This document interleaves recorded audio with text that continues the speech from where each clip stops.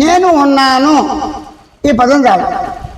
ఎలాగంటే వాళ్ళందరూ ఉన్నారు, మనుషులు ఉన్నారు, జంతువులు ఉన్నారు, సృష్టి ఉంది అని నువ్వు ఎలా అంటున్నావో ఆ మనుషుల్లో జాతి మత కుల భేదాలతో ఉన్నారు, గ్రామస్తులు ఉన్నారు, మంచివాళ్ళు ఉన్నారు, చెడ్డవాళ్ళు అన్నీ నువ్వు తెలుసుకుంటున్నావు కదా. అని తెలుసుకున్నవన్నీ మంచి చెల్లవచ్చు, తెలియనివన్నీ కూడా మంచి చెల్లవచ్చు.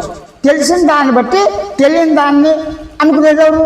నీవు. అంటే నువ్వు ఉంటేనే నేనున్నాను అనేటువంటి శబ్దంతో, నేనున్నానే భావంతో, తెలుసుకునే లక్ష్యంతో, గుర్తించే లక్ష్యంతో, గమనించే లక్ష్యంతో, అనుకునే లక్ష్యంతో, భావించే లక్ష్యంతో, శబ్దం చేసే లక్ష్యంతో నువ్వు అనుభవంలో ఉన్నావు అని నీకు ప్రమాణాలు అక్కర్లేదుగా, రుజువులు అక్కర్లేదుగా.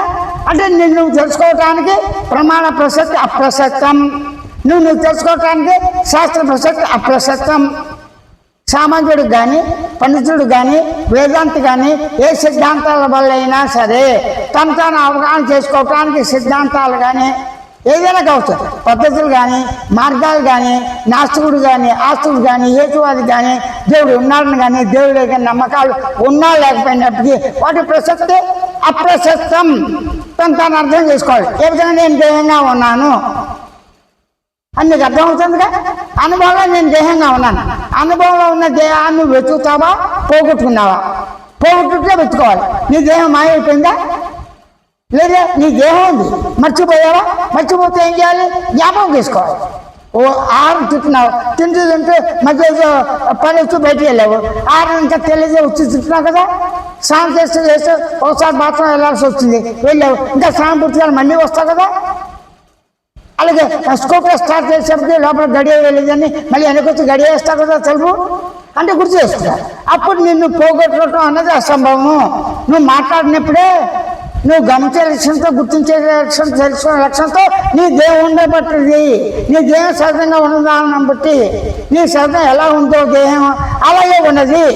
ఆ దేహానికి అనేక పేర్లు నామాలు పెట్టుకుని నీకు నువ్వే అనుకోవటం జరుగుతుంది.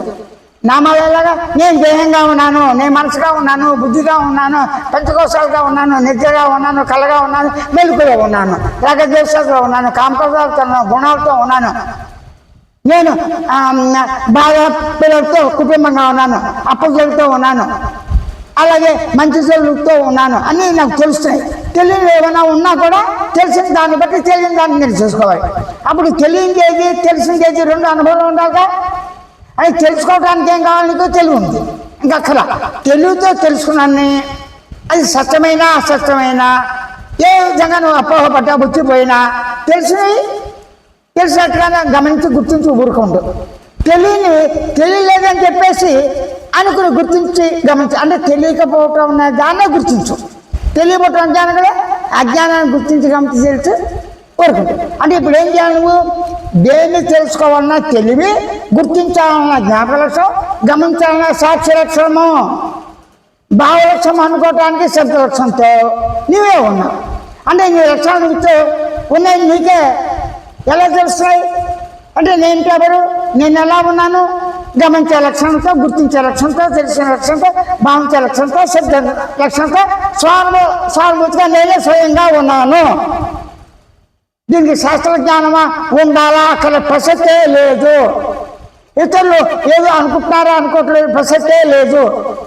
ఎందుకంటే స్వతసిద్ధంగా ఎరుక లక్ష్యంతో, స్వలక్ష్యంతో, గమనించే లక్ష్యంతో, గుర్తించే లక్ష్యంతో, మన్నం చేసే లక్ష్యంతో, స్వరించే లక్ష్యంతో, శబ్ద లక్ష్యంతో నేను అనుభవంగా ఉన్నాను. స్వయం అనుభవం అవగాహన నాకే ఉంది. అంటే స్వయం అవగాహన, స్వయంగా గ్రహించి గుర్తించి తెలిసిన లక్ష్యంతో నాకు సహజంగా ఉన్నది. అంటే అలాగే ఉండు. అప్పుడు నేను తెలుసుకోవడం జరుగుతుందిగా. ఇలా ఉంటే ఏమొస్తుందంటావు? అక్కడే ఉంది. నువ్వు మామూలుగా నీ దేహాన్ని గుర్తించినప్పుడు ఏం చేస్తావు? గమనించే లక్ష్యం ఉంది కదా. కళ్ళు మూసినా తెరిచినా ఆ గమనించే లక్ష్యంతో దేహాన్ని గమనించు. సుఖ దుఃఖానుభూతులు గమనించు, రోగాన్ని గమనించు, శరీరంలో పార్ట్లు అంటే అవయవాలను గమనించు, వాటిలో దెబ్బలు, దురదలు ఇవన్నీ ఉంటాయిగా, అన్నింటినీ గమనించు.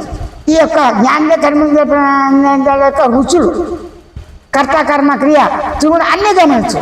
ఆ గమనించడంలో నువ్వు మాట్లాడాల్సిన పనే ఉంది.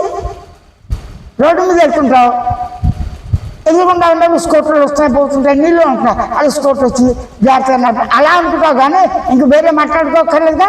అలా నువ్వు గమనించన్నీ కూడా నీలో నీవే అనుకోవటం జరుగుతుంది, భావించడం జరుగుతుంది, తలంచడం జరుగుతుంది, సంకల్పం చేసుకోవడం జరుగుతుంది. అంటే ఆలోచించడం, తలంచడం, భావించడం, స్మరించడం, సంకల్పించడం, అనుకునేవాడు తన అనుభూతుల అనుభవాలని అనుకోవడం జరుగుతుంది. కాబట్టి నువ్వు అలాగే ఉండు. అంటే అనుకునేవాడు గమనించేవాడుగా ఉన్నాడు కనుక సహజంగా గమనించేవాడిని గమనించు. అనుకునేవాడు అనుకున్న దాన్ని ఏ విధంగా గుర్తించి గమనించి అనుకుంటూ మర్ర నేను పాపని, నాకు సుఖం లేదు, దుఃఖం లేదు, అసంతృప్తిగా ఉంది, వాళ్ళని అలా ఇలా అనుకుంటున్నారు, నాలో నేను వాళ్ళ మాట తిరిగి అనుకుంటున్న కొద్ది నాకు ఆవేదన ఎక్కువ అవుతుంది అనుకుంటున్నావు కదా. నువ్వు ప్రత్యేకించి వాటిని మానద్దు. ఈ అనుకునే లక్ష్యంతోనే నేను గమనించే లక్ష్యంగా కూడా ఉన్నాను సహజంగా. అంటే గమనించే లక్ష్యం ఎలా ఉంది? తాను గమనిస్తే స్వయం సాక్షిగా, అంటే సాక్షి చైతన్యంతో నేను ఉన్నాను.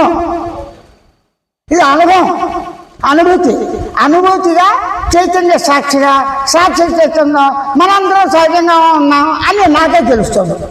అంటే ఎవరికి వారే స్వయంగా నేను సాక్షి చైతన్యంతో, చైతన్య సాక్షి లక్ష్యంతో నేనే ఉన్నాను అని తనకు తానే సహజ జ్ఞానంతోనే, తనకు తానే సహజ స్మృతి జ్ఞానంతోనే, తనకు తానే స్మృతి జ్ఞానంతో పాటు గమనించే లక్ష్యంతోనే, శబ్ద లక్ష్యంతోనే, భావ లక్ష్యంతోనే, అనుకునే లక్ష్యంతోనే, సహజ లక్ష్యంతోనే సహజంగా ఉన్నాడు. అలాగే